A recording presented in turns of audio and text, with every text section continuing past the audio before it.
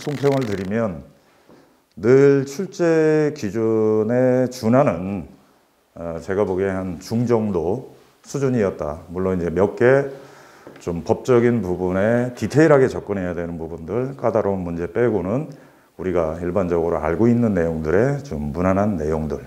그래서 아시는 것처럼 기본적인 60에서 한 70%가 이제 관연도 문제 중심으로 출제가 됩니다.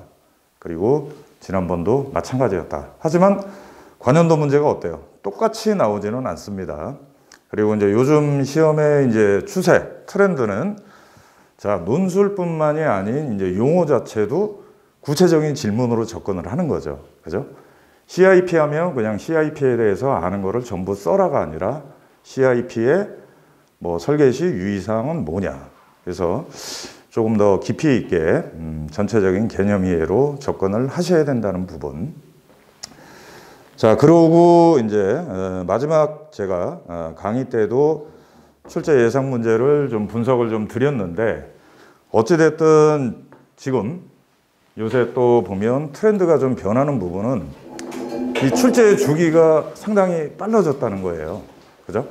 그래서 마지막 강의 때도 드린 자료에 보면 제가 이제 3회차 문제를 30일에 30회, 29회 걸 가지고 분석을 해서 요번에 이제 요런 게 출제가 되겠습니다 했는데 뭐 보면은 전회차 했던 게 또 반복 출제가 되는 부분들이 있다. 그 얘기는 뭐냐면 그만큼 아까 설명드린 것처럼 해당 문제에 대한 사회적인 이슈와 우리가 일하는 환경에 중요한 부분이다. 자, 그래서 대비는 어떻게 해야 되겠습니까? 요번에 출제가 돼도 이게 중요한 내용들은 다음에 또 나올 수 있다는 그렇게 좀 대비를 하시면 되겠습니다. 네, 그리고 요번 시험에 보면 특히나 좀 전체적인 어떤 이제 챕터별로 문제 출제가 어땠어요? 불균형적이었죠. 특히나 보면 이제 마감, 그 다음에 총론 쪽, 요 비중들이 상당히 늘어났다. 그리고 상대적으로 토공, 지정, 설골, 그 다음에 PC, 커터널 쪽은 또 문제가 줄었어요. 그러면은 반대로 보시면 자, 33회에는 이제 이쪽 부분에 당연히 출제 비중이 좀 늘 수밖에는 또 없다는 거고.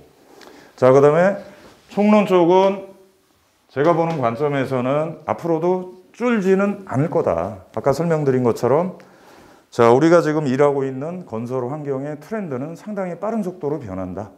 그래서 그 주축이 첫째, 4차 산업혁명 기술, 그 다음에 친환경. 친환경 쪽은 특히나 이제 탄소 배출량 절감. 뭐 우리나라만 가고자 하는 게 아니라 국제적인 트렌드예요. 거기에 따른 뭐 녹색 건축 인증, 에너지 효율 등급, 제로 에너지 빌딩, 뭐 신재생 에너지. 이 축들은 계속 지속이 될 것이다. 그리고 다들 뭐 현장에 계시지만 실질적인 지금 현장 운영할 때 애로사항들이 상당히 많죠. 그리고 또 워낙 법규가 강화되다 보니 안전사고 쪽의 리스크들도 상당히 또 많고 그 다음에 또 보면 산안법에 어떻게 돼 있습니까? 시공관리자가 뭐예요? 관리감독자예요. 전부 우리들의 업무예요. 그래서 안전 관련 문제 출제 기조는 이번에 나왔던 것처럼 또 계속 될 것이다. 자, 그리고 이번 시험은 제가 또 말씀드린 것처럼 계절적인 요인이다 보니 이제 동전기 관련된 문제, 한중 콘크리트 분명히 나와주는 게 또 맞는 거고. 그 다음에 이제 늘 공부할 때도 제가 설명드린 것처럼 자, 용어와 서술에 뭐 다른 학원들은 나누지만 그 개념을 여러분들은 나누실 필요가 없습니다. 자, 가장 기본은 용어입니다. 그죠?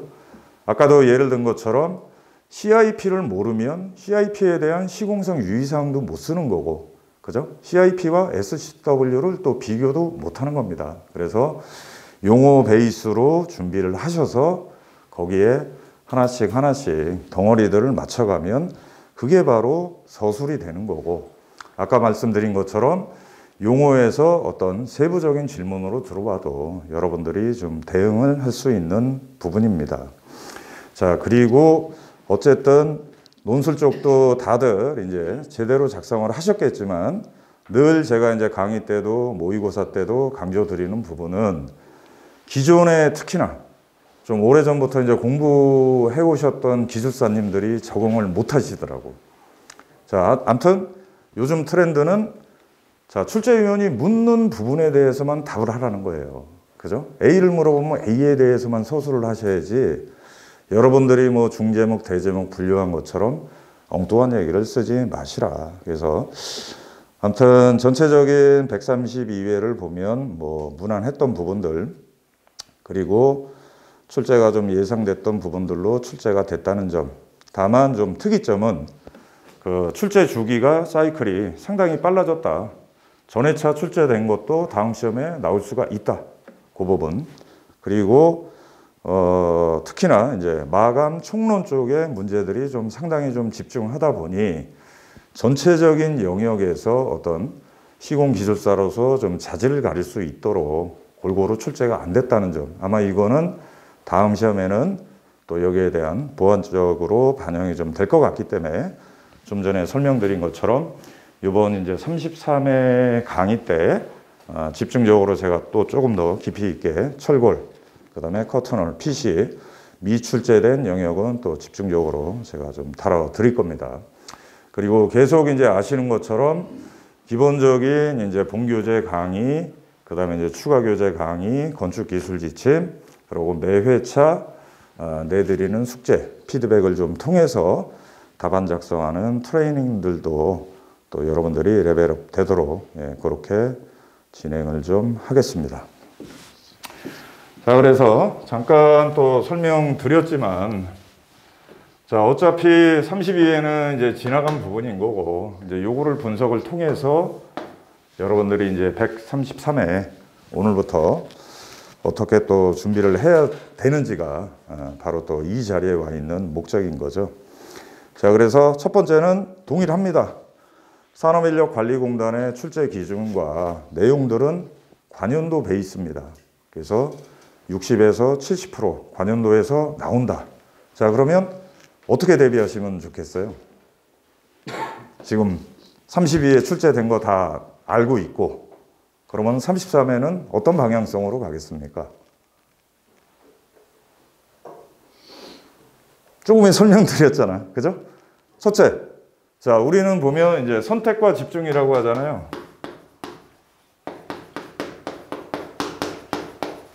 무슨 법칙이 있죠? 선택과 집중? 80대 20? 파레토 법칙. 자, 그래서 아까 설명드린 것처럼 불균형하게 출제가 안 됐던 영역들이 출제될 확률이 가장 높다. 그죠? 자, 그쪽에 대비를 좀 하자. 자, 그리고 또 중요한 부분은 각 공정마다 중요한 부분이 있습니다. 그죠? 데크 관련된 문제는 왜 계속 몇 회차에 걸려서 출제가 되겠습니까? 조기술사님. 데크 관련 문제는 왜 계속 나오는 거야? 안전사고. 그렇죠. 안전사고면서 어떻습니까? 대부분의 현장들이 재래식 서라보 대비 데크를 쓰고 있는 거야. 그죠? 시험 문제는 현장에 있다는 겁니다. 자, 그래서 그런 부분들은 전회차에 출제가 됐어도 출제가 되는 부분이라 대비를 하시라. 자, 그리고 아까도 설명드렸지만 구소리 서말이라도 꿰어야 보배입니다. 여러분들이 머릿속에는 다 정리가 돼도 정해진 시간 안에 출제위원이 묻는 질문에 대한 핵심 내용을 최적화돼서 답안을 완성도 있게 작성 못하시면 점수를 못 받는 거죠. 자, 그래서 거기에 따른 훈련을 하셔야 된다. 그리고 좀 전에도 이제 말씀드렸지만 1, 2회차, 전회차 보면 자, 용어 관련된 문제가 이제 추가적인 제한 조건이 붙으면서 상세화 질문으로 가기 때문에 조금 더 내용을 깊이 있게 그렇게 좀 준비를 좀 하셔야 됩니다. 자, 그리고 전체 출제 부분에서 많은 비중을 차지하고 있는 부분이 또 철근, 콘크리트. 그죠? 근데 이제 이쪽도 제가 늘 강조 드린 것처럼 대부분의 이제 현장 시공을 하고 계시는 기술사님들이 철근 콘크리트 쪽은 대부분 다 경험을 해보셨어요. 그럼 다른 얘기로 하면 너도 알고 나도 아는 내용이야. 그죠? 그러면 거기서의 전략은 뭡니까? 남들보다 조금 더 고득점, 차별화. 네, 그렇게 마찬가지 동일하게 준비해서 여러분들이 타 수험생들보다 변별력을 가질 수 있도록 그렇게 또 133회는 준비를 또 해드리겠습니다. 자, 그리고 이제 반대로 아까도 설명드린 것처럼 자, 철골 쪽, 커튼홀, PC, 초고층, 총론 이쪽 부분들은 경험하지 못한 기술사님들이 많아요. 그건 또 반대로 보면 기회 요인이 되는 거죠. 너도 모르고 나도 모르는 거예요. 자, 거기에 대한 내용들을 실제 현장 실무에 관한 부분들을 제가 핵심 내용들을 좀 전달을 드리겠습니다. 그래서 그쪽 부분 중심으로 좀 쫓아오시면 되고요. 그 다음에 이제 아까도 설명드린 것처럼 총론 쪽의 어떤 출제 비중들의 카테고리 제가 설명을 드렸습니다. 4차 산업혁명 관련된 기술, 친환경 관련된 부분, 그 다음에 건설 관리, 말하자면 그 해외 기준의 어떤 프로젝트 매니지먼트, 컨스트럭션 매니지먼트 동일 맥락입니다. 거기에 어떤 관련된 요소 기술들, 그리고 특히나 이제 제가 계속 강조 드렸던 부분이 바로 이거죠. 국가 건설 기준 센터. 자, 여기에 보면 설계 기준은 KDS입니다. 그 다음에 표준 시방은 KCS입니다. 그래서 2016년도부터 모든 어떤 시방과 기준들이 코드화가 되고 통합이 돼서 자, 예를 들면 이번 시험도 마찬가지잖아요. 그죠? 한중 콘크리트가 나왔다 그러면 이전에 교재에 있던 내용들로 서술하신 분들과 지금 최신 개정판인 KCS의 한중 콘크리트의 기준으로 서술하신 분들과는 점수차가 10점 이상은 납니다. 그래서 요 지금 최신 기준들 제가 리스트도 드렸습니다. 거기에 맞춰서 공부를 좀 하셔야 된다. 네, 그리고 안전 쪽은 마찬가지. 현재 2문제에서 3문제씩 출제되는 안전 쪽 기준은 계속 될 것 같다. 뭐 앞으로도 다음 시험까지 좀 사회적인 이슈나 저런 중대재해가 없어야 되는 게 당연한 거고, 하지만 또 어떤 일이 일어날지는 몰라요. 그래서 현재 보면 우리가 건설안전 기술사는 아니지만 기본적인 안전에 관련된 뭐 중대재해 특별법 관련된 내용들, 이번에 출제된 것처럼 산업안전 뭐 보건관리비는 뭐냐, 유해이온 방지계획서는 뭐냐, 그리고 각종 타워, 그리고 이제 가설 관련된 기준들이 있잖아요. 시스템 비계, 시스템 동발이, 이런 내용들은 준비를 딱 해놓으시고 대비를 좀 하시면 되겠다. 예, 그런 내용이고요. 그 다음에 아까도 설명드린 것처럼 모든 기술사 공부의 기본은 용어입니다. 그죠? 우리가 어떤 그 단어의 말뜻을 모르는데 어떻게 문장을 만들 수 있고 영어 문장을 독해를 할 수 있어요. 그래서 용어, 그 다음에 용어에서 또 핵심은 뭡니까? 그 용어의 정의인 거죠. 그죠? 자, 용어 문제 아까도 계속 설명드리지만, 자, CIP라고 만약에 용어 문제가 나왔어요. 그러면 CIP의 뜻이 뭔지 명확히 전달하면 최소한 60점 이상의 50점 가까이 점수는 받을 수가 있는 거죠. 그죠? 자, 우리 기술사님 CIP를 한번 정의를 한번 해보세요. CIP가 뭡니까? 잘 모르겠습니다. 그럼 박 기술사님. 시멘트 인젝티드 프리캐스트 콘크리트 파일. 네. 그래서 CIP가 뭡니까? 지중을 굴착하면서 연장 타설 콘크리트 만듭니다. 자, CIP라는 거는 지금 말씀하신 것처럼 캐스트 인 플레이스 파일이에요. 그죠? 현장에서 프리보링으로 해서 콘크리트와 철근 케이지를 집어넣어서 제자리 형태의 말뚝을 형성을 하는 거죠. 근데 말뚝입니까? 뭐로 쓰이는 거죠? 그렇죠. 흑막이죠. 그래서 흑막이다. 개별 어떤 하나하나의 기둥 형태, 말뚝 형태 흙막이들을 쭉 연결을 하기 때문에 뭐라고 합니까? 주열식이다. 그리고 흙막이에 보면은 현장에서 가장 많이 쓰는 게 H파일의 토르판, 그 다음에 CIP, 그 다음에 또 더 강성 있는 게 뭐가 있어요? 슬러리얼, 곧 다이아프레임, 월. 하지만 현재 보면 지한평이다 뭐 이런 게 바뀌면서 가장 많이 쓰고 있는 것들이 도심지, 근접공사에서 CIP다.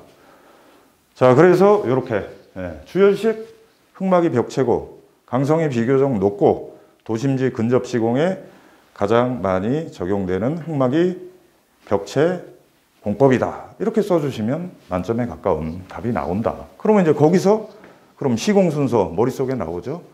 그러면 시공할 때 유의사항 안 해봐도 추정이 되죠. 첫째 뭡니까? 뭐가 중요하겠어요? 모든 벽체나 말뚝이나 수직도. 그 다음에 철근만 케이지를 놓고 콘크리트를 치니까 콘크리트 품질이 잘 나와야겠죠. 재료 분리가 안 일어나야겠죠. 자, 그렇게 가시면 되는 부분입니다. 자, 그리고 이제 마지막으로는 자, 어찌됐든 지금 기술사 뭐 배출 양성에 대한 뭐 국가 뭐 5개년 개발도 작년에 이제 발표가 됐고, 과연 뭐 이번 시험 저도 이제 기대가 돼요. 합격자가 과연 몇 명 정도가 나올지 모르겠지만 어쨌든 정부에서 발표한 기조기 때문에 자, 여러분들은 기회다 생각을 하시고 집중을 하시면 된다. 그 요지가 뭐냐면 자, 이전까지는 무슨 평가였어요? 합격이 절대평가였죠. 한 명이 되든 두 명이 되든 본인들이 정한 모범답안 채점에서 60점 이상이 되면 합격이 되는 거예요. 근데 정부 입장이나 산업인력관리공단에서는 기술사들이 많이 배출이 되면 그게 뭐가 되는 거죠? 국가 경쟁력이 되는 거예요. 하지만 또 출제하는 분들과 채점하는 분들은 약간의 차이는 있겠죠? 그죠? 자, 이제 그런 측면인데 어찌됐든 절대평가가 아닌 이제 필요에 따라선 상대평가로도 가겠다. 지금 그 얘기예요. 60점이 안 돼도 59점이 돼도 58점이 돼도 연간 우리 기술사 확보를 하기 위한 배출 계획과 거기에 맞춰서 가겠다는 내용입니다. 하지만 아무리 그렇게 돼도 합격되는 분들과 합격이 안 되는 분들의 차이점은 뭐예요? 그죠? 누가 더 실질적인 현장의 내용으로 고득점, 차별화로 가야 되지 않냐. 그래야지 합격이 된다. 네, 그 내용들이고 아무튼 거기에 맞춰서 또 여러분들이 빨리 합격을 하실 수 있도록 이번 133회도 강의를 좀 이끌어 드리겠습니다. 그래서 133회 이제 대비 방향성은 다시 한번 좀 정리를 드리면 출제 예상 제가 배포 드린 자료 참고를 하시고 마찬가지 또 이제 시험 시점 정도에 어떤 또 사회적인 이슈가 생길지 모르기 때문에 제가 리비전을 또 한번 할 겁니다. 자, 그래서 거기에 이제 큰 틀은 자, 관연도 문제 베이스로 해서 최근에 출제 안 됐던 영역들이 출제가 될 확률이 가장 높다. 그리고 지난 시험에 보면은 너무 어떤 챕터별로 마감과 총론 쪽에 편중이 되다 보니 상대적으로 지난 시험에 출제를 안 한 철골, 커터널, PC, 초고층 이쪽 부분의 출제 빈도가 확률이 좀 높다. 그래서 그쪽에 집중적으로 대비를 좀 하시자. 그리고 총론 쪽에 계속 이렇게 출제되는 기조는 앞으로도 계속 갈 것이다.